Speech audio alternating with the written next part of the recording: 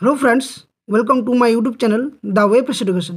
सो friends, এই মুহূর্তে বলতে খুবই খারাপ লাগছে, কারণ একটা খুবই দুঃখজনক খবর যেটা তোমাদের সামনে আমি শেয়ার করব। সেটা হচ্ছে 2022 ডেটে কিন্তু নিয়োগ পুরো শেষ হয়ে গেল। কারণ কি? কারণ একটাই, এবং থাম্বনেলে আমি এই জন্যই বলেছি, কারণ এর আগে পর্ষদ সভাপতি এবং শিক্ষামন্ত্রী দুজনেই বলেছিলেন, এবং মাননীয় মুখ্যমন্ত্রী নিজেও বলেছিলেন যে ওবিসি কেস মামলার জন্য রাজ্যে কোনো নিয়োগ প্রক্রিয়া হচ্ছে না। এবং সেই নিয়োগ প্রক্রিয়ার মধ্যে একটা হচ্ছে 2022 ডেটের ইন্টারভিউ নোটিফিকেশন। এবং এই ওবিসি কেস মামলার জন্য কিন্তু 2022 ডেটের নোটিফিকেশন আসার এখনও পর্যন্ত কোনো সম্ভাবনা নেই। তো আজকে আমি যখন ডায়েরি নাম্বার দিয়ে আমি যখন চেক করলাম, তখন যে খবরটা পাওয়া গেলো সেটা হচ্ছে ওবিসি কেস মামলা যেটা 28-29 তারিখে ছিল, সেটা কিন্তু পিছিয়ে গেছে। এবং কবে এই ডেট ঘোষণা করা হয়েছে, আদৌ কি এরপর এই ডেটটা কি দিনের পর দিন পিছিয়ে চলবে, কোন কারণে পিছলো, কি তার কারণ, এই সমস্ত তথ্য আমরা আলোচনা করব। সাথে সাথে এমন মনে হচ্ছে যে ডাব্লিউবি যে এসএলএসটি প্রায় 1 দশক ধরে হয়নি, ঠিক একই পরিস্থিতি না জানি 2022 ডেটের বা প্রাথমিকে শিক্ষক নিয়োগের ক্ষেত্রে না পরিস্থিতি দাঁড়িয়ে যায়। তো সম্পূর্ণ ভিডিওটি দেখছো, এবং যারা 2022 ডেট পাস প্রার্থী রয়েছে তারা অবশ্যই ভিডিওটি দেখো, শেষ পর্যন্ত দেখো, কেউ স্কিপ করবে না। ভিডিওটি লাইক, বন্ধুর সাথে শেয়ার করো, আর চ্যানেলটি সাবস্ক্রাইব করো। আর বেশি কিচ্ছু বলবো না। তো চলো আমরা দেখা যাক, আমরা যখন ওয়েবসাইটে যাই তখন কি ডেটটা দেখা যাচ্ছে সেটা দেখব, এবং তারপর বিশেষ কি আমাদের পদক্ষেপ বা কী করা দরকার সেটাও আমরা এক এক করে আলোচনা করব। তো চলো দেখা যাক।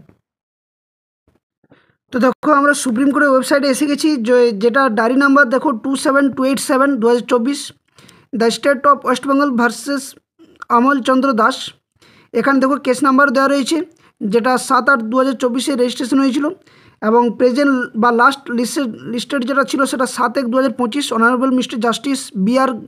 Government and honourable mister justice Augustine George Masih. তো এখানে স্ট্যাটাস কি দেখাচ্ছে, stage pending, motion hearing, top of the listed from administration. তো এটা জানো তোমরা যে লিস্ট অন 28/1/2025, অর্থাৎ 28/1/2025, টপ অফ দ্য বোর্ড 7/1/2025 এটা হয়।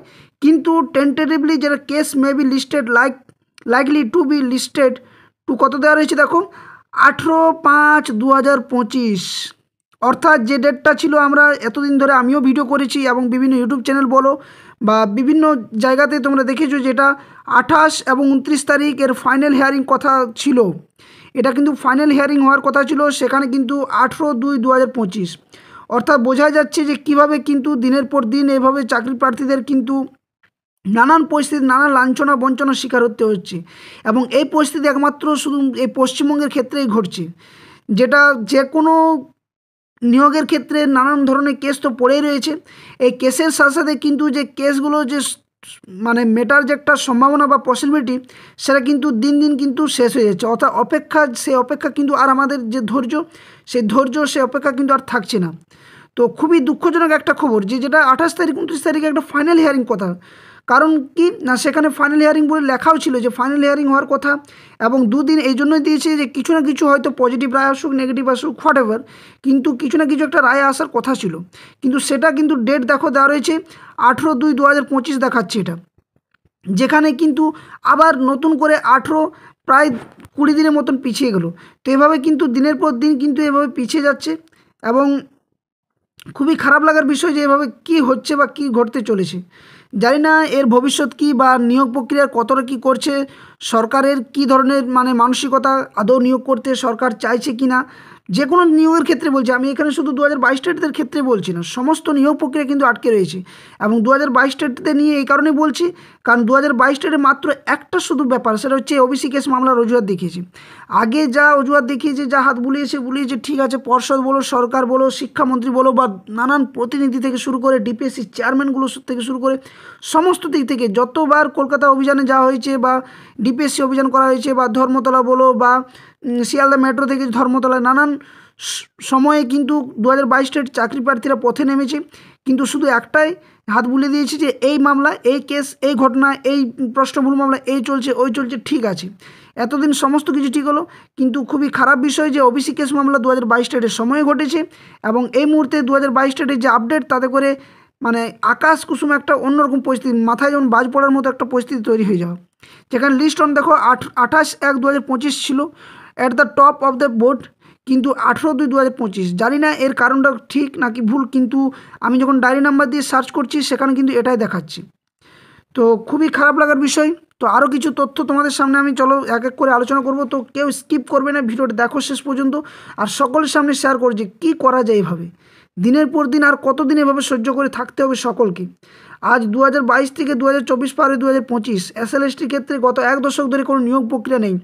যে নিয়োগ প্রক্রিয়া 26,000 চাকরি বাতিল মামলা যোগ্য অযোগ্য আজ পথে, তাদেরও কিন্তু সুরাহা নেই। সমস্ত দিক থেকে দুর্নীতি, কারচুপি নানা দিক থেকে ভরে রয়েছে। আজ ইউটিউব চ্যানেলে সত্যি বলতে খুব খারাপ লাগছে যে ধিক্কার মনে হচ্ছে নিজের জীবনটাকে, ধিক্কার যে এই প্রজন্মে বা এমন সময় আমরা বসবাস করছি, বা এমন সময় আমরা চাকরির জন্য খোঁজাখুঁজি করছি যে সময় চারদিকে অরাজকতা চলছে। বিশেষ করে চাকরির ক্ষেত্রে শুধু খেলা আর মেলা, খেলা আর মেলা এই নিয়ে কিন্তু পড়ে রয়েছে। কিন্তু বেকারত্ব, যারা শিক্ষিত যুবক সমাজ, তাদের জন্য কেউ নেই। কোনো শিক্ষিত মানুষ, কোনো শিক্ষাকর্মী বা শিক্ষাবিদগণ কেউ কিন্তু আজ সাথে নেই। কোনো জনপ্রতিনিধি বলো, কেউ কিন্তু আজ সাথে নেই। সমস্ত দিক থেকে কিন্তু দুর্নীতিগ্রস্ততে ভরা রয়েছে।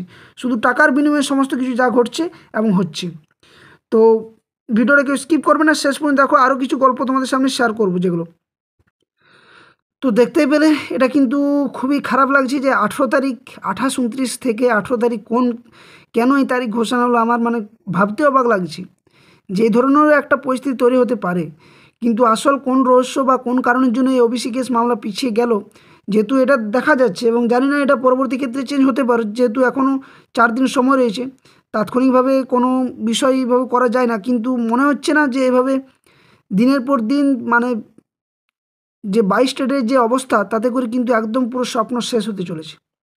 কারণ এই নিয়োগ প্রক্রিয়ার জন্য না জানি সরকার দেখবে একটা সময় পর্যন্ত, হয়তো 2026-এর বিধানসভার ভোট আগে পর্যন্ত এটা হাতিয়ার হিসেবে ব্যবহার করতে পারে। এবং এই ব্যবহারের ফলে একটাই পরিস্থিতি বা একটাই সমস্যা তৈরি হবে, যেটা হচ্ছে শূন্যপদ দেখবে হয়তো 10,000 কি 12,000 দিয়ে ছেড়ে দিয়েছে, তারপর আর কারো কিচ্ছু করার কোনো থাকবে না। তাই আবারও বলবো, এবার পথে নামো, এবার কিন্তু অন্যরকমভাবে পথে নামো।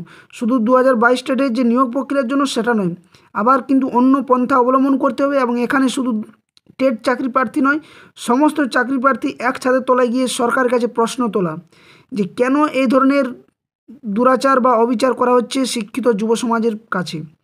একটা অপেক্ষমান একটা বিষয়, যেগুলো সারা রাজ্যের ক্ষেত্রে একটা কমিউনিটিকে এভাবে বাড়িয়ে দেওয়া বা তাদেরকে এই আওতায় নিয়ে আসা ঠিক আছে, কিন্তু তার জন্য ভোগান্তি যে বাকি সমস্ত চাকরি প্রার্থী বা বাকি সমস্ত যে ক্যাটাগরিরা ভোগ করছে, এটা কিন্তু খুবই খারাপ লাগার বিষয়। তো আর বিশেষ কিছু এখন আমার বলার মতো মুখ নেই বা সময় নেই। বলার থাকলে কিন্তু অনেক কিছু বলতে পারবো, কিন্তু খুবই খারাপ লাগছে যে একটা কেস এত বড় একটা, যখন একটা সমস্যা যেটা সারা রাজ্যের যুব সমাজ, যারা চাকরি প্রার্থী, যারা বিভিন্ন দিক থেকে, কারো হয়তো নিয়োগ প্রক্রিয়া বাকি, কারো হয়তো পরীক্ষা একটা বাকি আছে, কারো হয়তো প্রিপারেশন প্রায় 2 বছর 3 বছর ধরে চলছে, কিন্তু এই কেসের জন্য এই পরিস্থিতি তৈরি হয়ে গেছে। তো সকলকে বলবো যে কি করা যায় কমেন্ট করো অবশ্যই, এবং কি হতে পারে বা কিভাবে এই মানে বেকারত্বের জীবন থেকে সকলে মুক্তি পাওয়া যায় সেটা নিয়ে একটু ভাবার চেষ্টা করুন। অনেকেই অনেক রকম বলবে, কিন্তু আমাদের তো বিহার নয় যে খান স্যারের মতো কেউ এসে দাঁড়াবে। আর আমার যে নিজস্ব ক্ষমতার মধ্য দিয়ে যে আমি একা করব সেটাও নয়। তাই সকলকে একজোট হয়ে কিছু না কিছু একটা পদক্ষেপ নিতে হবে। তো অবশ্যই কিন্তু তোমরা সকলেই কমেন্ট করো যে কী করা যায়। অবশ্যই এক্ষুনি, শুধুমাত্র এক্ষুনি কমেন্ট করো, এবং চ্যানেল নতুন হয়ে থাকলে অবশ্যই চ্যানেলটি সাবস্ক্রাইব করো, বেল নোটিফিকেশন করো, পাশে থাকো আপডেট পাওয়ার জন্য, এবং লাইক আর ভিডিওর যত পারবে সকলের সামনে কিন্তু শেয়ার করো। ধন্যবাদ। জয় হিন্দ।